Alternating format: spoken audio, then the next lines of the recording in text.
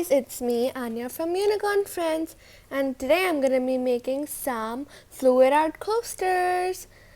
Yay! So let's get started.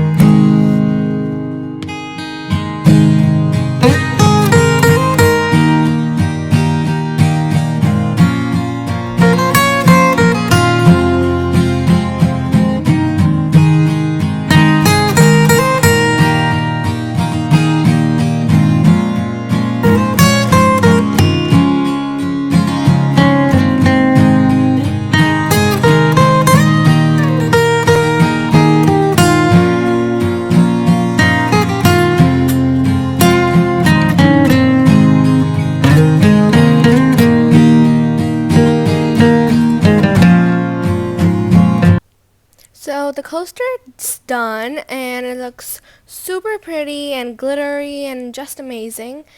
And you may want to put something underneath it so that it doesn't fall or anything. And now enjoy your cup of coffee, milk, or anything on this beautiful coaster. Hope you like, subscribe, and turn on the notification bell for more fun videos like this. Bye guys. Love you.